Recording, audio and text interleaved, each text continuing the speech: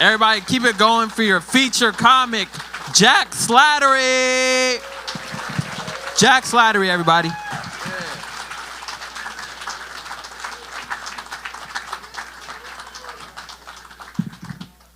Here's what I know. If a pussy tastes sweet, it either means diabetes or an infection.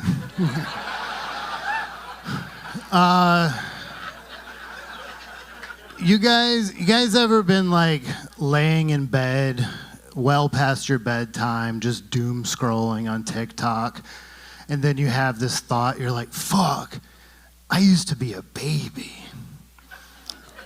And now I live alone and there's no one to take care of me. You ever have that thought? That ever happened to you? Okay, just me. I love it. Thank you. I just recently bought a bidet. A couple clean buttholes here. Nice. Okay. First show on Friday. A lot more clean buttholes than I expected, but a few here. Okay, no problem. The bidet I bought, I didn't go with the normal model, I didn't go with the French model, I bought the German model. Instead of a jet of water that comes up, it's just a big rubber tongue. It has been difficult being anywhere on time recently. A friend of mine, he runs this tattoo shop, and every once in a while he'll run this deal called Tit for Tat. And that is where if you titty fuck him, he'll give you a free tattoo. And honestly, he's got like a hairless chest and pretty nice bees. It's not a bad deal. I love it when he runs it. He has saved me so much money. I have a vasectomy. You're welcome. If you don't know what that means, it basically just means I have diet cum. It's like same great flavor, half the calories. You guys like kissing? Is this a pro-kissing crowd? Okay, wow, some of you not. I've never had an audience be so mid on kissing before. All right, well, for the lovers here tonight, I'm very pro-kissing. I like it a lot, but like, where does it come from? Why do we do it? It makes no sense. There's no evolutionary reason to do it. You can't get anybody pregnant from it. I've tried. And it does, like, how does it come? And so one day I was thinking about it, and I think it comes from like early proto-hominid days when we're just like chilling on the savannah, munching on some megafauna. It's been a good day. You got a full belly. You're taking a nap in the sun. And then another cute little proto-hominid comes scampering over, and they notice, hey, you've got some meat and gristle stuck in your cute fuzzy face. And then they start nibbling at it. Then you give that like thousands of years, and like, what is French kissing if not looking for leftovers? Same with eating ass, just a little bit older. I think if you say you're bisexual, you should have to act on it once a year. Like, you just can't keep riding this one-time occurrence for the rest of your life, all right? Like, okay, you slept with your college roommate, big deal. All right, you gave a guy a hand job in Berlin while you're both coming down on Molly at a hostel. Who hasn't? It's not like the Marines. It's not Semper Bi. It's more like a union. You got to keep your hours up, stay certified, pay your dues, watch a training video every once in a while. I suck a dick once a year just to make sure I still don't like it. Because your taste buds mature as you get older. Like, I don't want to miss out on something good just because I'm being stubborn, you know? Like, Brussels sprouts. I couldn't stand those things forever. Then all of a sudden, somebody starts pan roasting them with balsamic vinegar and bacon. Now I can't get enough. What if dick's the same way? I don't know. You got to check in with yourself every once in a while. When my dad died, hard left turn. When my dad died, my sister and I were rooting through his stuff to see if he had anything worth selling. He didn't. But I did find like a book of burned CDs he had, and on one of the CDs, he had written in huge Sharpie dad font, "computer porn." And I was just like, Dad, like, obviously this is computer porn. It's on a CD. Like, what else kind of porn is this gonna be? I know. Curiosity got the better of me. I fired up his laptop, popped it in, and turns out my dad's more of a romantic than I thought. It was mostly just pictures of my mom in compromising positions. But computer porn number 2, the sequel, much better. Turns out me and my dad have a lot in common. You know, the human body, right, is an amazing thing. Like, when you're pruny fingers, like that evolved because we can like have more surface area on our fingers to scramble out of rocks and stuff. It makes it easier to climb when you have pruny fingers. Amazing. You can get a tolerance to like any substance on earth given enough time, but nobody ever told me that you could get a tolerance to sleepy time tea. I wasn't prepared for that. I'm trying to get better at going to bed and getting a full night's sleep, get those REM cycles cooking, you know? And like, but now I'm drinking multiple cups of tea a night with multiple tea bags in each one. I'm basically trying to do a heroic dose of chamomile at this point. And it works. I get knocked out, but the problem is that I get up multiple times throughout the night to go pee, and that's counterproductive to what I'm trying to do. So it's like, why am I drinking all this tea if I'm just going to go pee later? And then I doom scroll some more, and it's a whole vicious cycle. So what I've done is I bought a bulk order of sleepy time tea, and I'm just boiling it down into a thick syrup. And I'm going to do dabs of that. Just cut out the middleman altogether. I live in a basement where I belong. I'm a creature of the night. I'm an artist. I have great taste in stuff. And when I go to the grocery store, I oftentimes feel superior to everybody around me because I'm in there checking all the produce, okay? I'm listening, I'm touching, squeezing, tapping, sniffing, all of it. It's a full sensory experience for me when I'm checking my produce. I'm not a sucker. I don't buy bad produce. And so I was buying some watermelon this summer, and don't buy watermelon in the winter. It's garbage, okay? Buy it in the summer. I was buying some watermelon this summer, and I was checking all the watermelons. You got to hold them up to your ear, tap on it, and what you want it to go doink, not dunk. If it makes a dunk sound, that's bad. Put it back. It's not good. And the most important thing about buying watermelon you got to remember is never buy a squanchless watermelon. That's the yellow spot on it. Don't buy a squanchless melon. They're all bad. And so all of these melons were bad. I was rejecting them all. And then I was walking around the store, and I saw this guy, he had one. And I've gotten to this point in my life, I can't hold it anymore. I go up to these hapless peasants, and I like let them know that they're bad at this. And I'm like, brother, did you listen to it? Did you hold it up to your ear and tap on it? And he's like, no. And then I made him do it, like, dunk, not doink, bad, put it back. Your kale's wilted. This is a bad banana. What are you doing?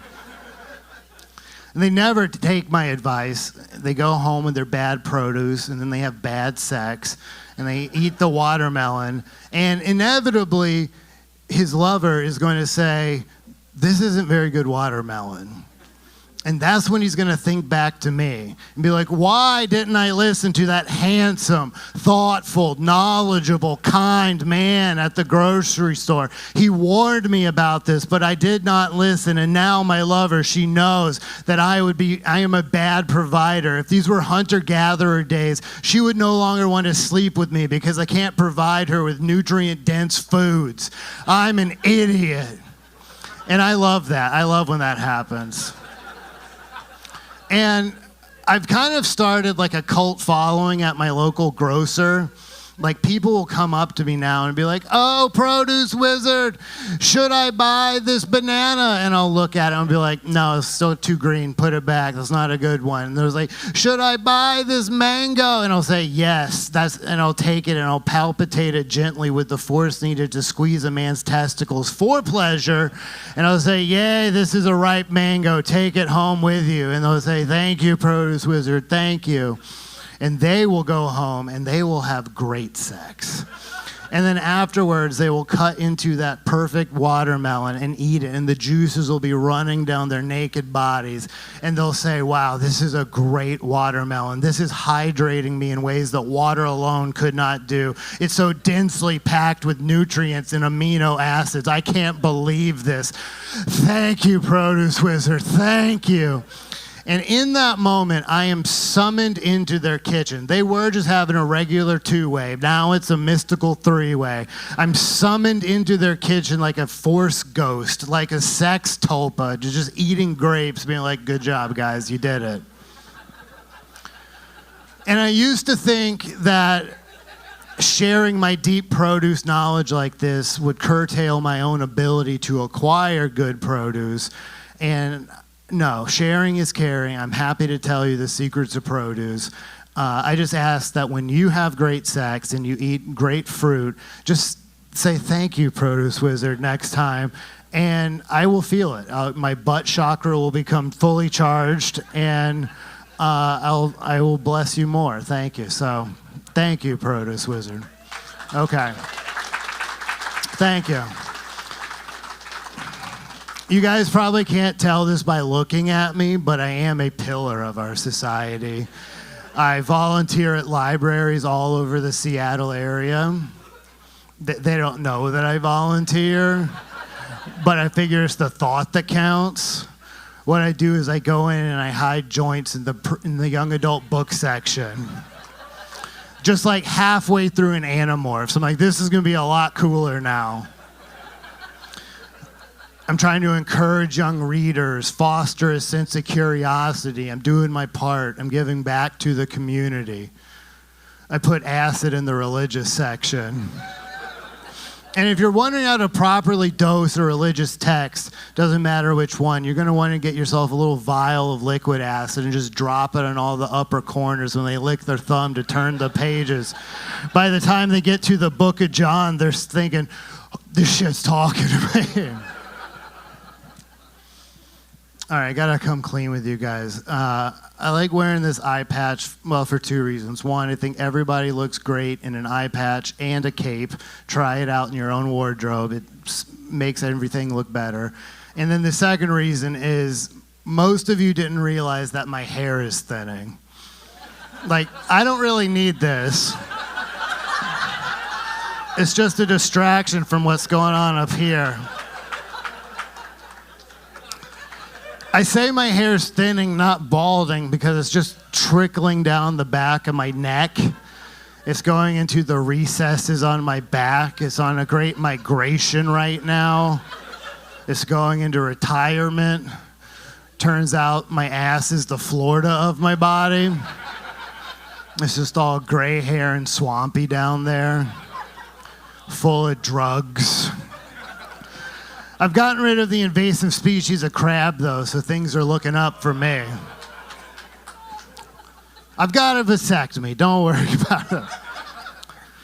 I also know I'm getting older, not just because of the thinning and the graying hair, but I also can't go down on anybody anymore after 9 p.m. because I'll get heartburn. Like, I just can't lay on my stomach for that long, that late. Especially if I've already had something to eat. You know, if we've already had dinner, tomato-based, forget it, not happening. I thought I came up with a clever solution to this, but so far no takers. I tried to introduce an Alka-Seltzer into the bedroom, just pop it in, make it look like she has rabies, go to town. So far, everybody has said, get the fuck out. Still working on that one. I just recently learned that gas station boner pills are not a replacement for antidepressants. but they will help you fill a void, though. I don't actually take any prescription drugs. I'm not crazy, but I like going down on women who do because it turns it into like a mental health salt lick. It's like prescription homeopathy.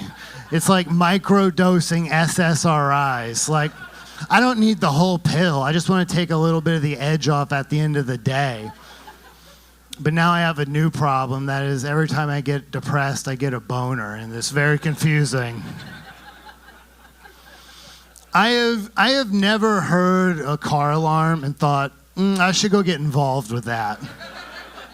Like, that's a you problem. And I don't know why they make them all sound the same, right? Like, you just hear a car alarm going off in the distance and you're supposed to know that's yours somehow. Like, why don't they customize it? Put your name on it or something. Somebody starts trying to break into your car and your car just starts going, Jeff, Jeff, Jeff, Jeff, Jeff, Jeff, Jeff, Jeff, Jeff, it's me, your car, please come help. I think that would be a lot more useful. If I had a custom car alarm, though, it wouldn't be my name. It would sound like people having loud, aggressive, but passionate sex outside. Because maybe that is something I want to get involved with. Like, oh, an impromptu street orgy at 3 a.m.? Yeah, don't mind if I do. Until I can afford my custom car alarm, though, what I've been doing is just letting a homeless guy sleep in my back seat at night. And if somebody starts trying to break in, he's like, Jeff, Jeff, Jeff. Sometimes when I get lonely and I don't want to bother my friends, I don't want to appear needy, what I like to do is find a missing pet poster and just call that number instead. I'm like, they're already sad, right? Like kindred spirits. So I call them up and I'm like, hello, yes, I'm calling about the dog. No, I don't have it or any information on it. But I lost a cat one time, so I know what you're going through if you want to get a drink and talk about it. They usually just hang up on me. So my new tactic has been I call them up and I say, yes, I do have your dog. Let's meet at this coffee shop near my house. And then I get there early, I buy them a coffee, and I wait. And pretty much every single one of them notice right away that I don't have their dog. And what happened? Where'd he go? And I have to tell him, like, oh, he ran off. You know how he is. Let's go find this guy. My day's empty.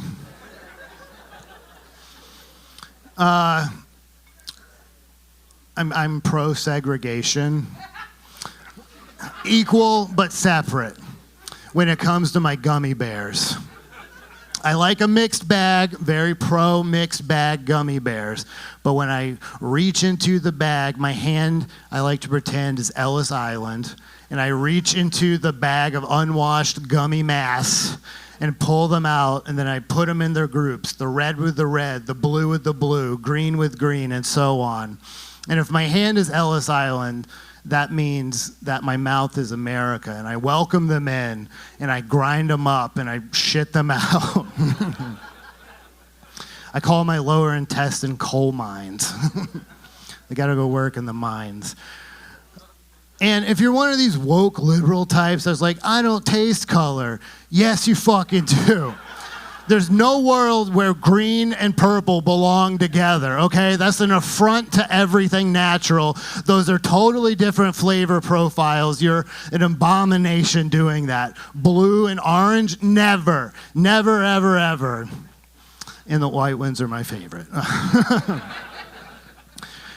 Can we all agree that society is like actively falling apart in front of our eyes and we just accept it, kind of, but we know it's happening. Round of applause, yes or no? Okay. See, that, not everything's a rhetorical question. Okay, I'm glad we're on the same page. I think one of the last bastions of polite society is the nice car wave, like a residential street. Busy on both cars on both sides. Two cars enter from opposite ends. One car has to do a dip to let the other car go through. If I do the dip and I don't get my wave, my day's over. Now, like, I'm following you home at this point. And I'm going to watch you attempt to parallel park because for some reason, if you're not doing this, you're bad at parallel parking. I don't know what the correlation is. And just for reference, I don't even turn the music down when I parallel park. That's how good I am. Okay, so I get involved. I get actively involved in these people trying to parallel park. I'm like, what are you doing? You got a backup camera and you're still this bad at this? Like how? Your hypotenuse is all off. You're never gonna get in there. Let me help. And it's not illegal to give people bad advice, by the way. That's on them to decide if they want to take it or not. So I'm just like, come on back, I'll help, cut it hard, you got it, plenty of room, boom, I make them crash in their neighbor's car. Like, I saw the whole thing, I've got it on film. Recognize me now? Shoulda waved. Guys, I don't think my family likes me very much because when I went to college, I got a degree in pottery and nobody tried to stop me. I do like clay, though. It's a great material to work with. It's very useful. You can build stuff out of it that lasts forever. And my favorite part is that if you mess up with it, it's recyclable. You can just come back to it. It's not like wood. Wood's so finite. You mess up with that, then now you got to go back to Home Depot and rebuy everything you just bought. And Tim in the lumber department is definitely judging you on this. And I don't need that kind of stress in my life. So that means that I have to go to the other Home Depot across town just to build a condemned birdhouse. I hate it. I'm so bad at woodworking. But my dad, he was really good. He was very good at woodworking, but he never really taught me anything. I was like, Dad, can you help me build a tree house, please? And he was like, I got a lot of weed to smoke and stuff to do in the computer today. So you'll get more out of this if you do it yourself. And so I didn't really end up with a tree house as much as like a sniper platform. And that was the last time I messed with wood until my dad died. And then my mom, she's flipping through the coffin catalog. And I don't know if you know this, but those are very expensive. And so I was like, Mom, save your money. I got this. I'm going to build my dad a coffin. We had Dad cremated. But I got to put my pottery degree to use. And I made him a cool urn that doubles as a bong. So now me and my dad hang out all the time and do computer stuff. So, all right, thank you very much. I got shirts and stuff for sale after this. Come find me outside. Thank you.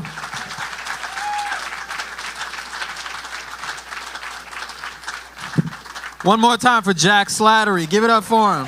Hell yeah, man.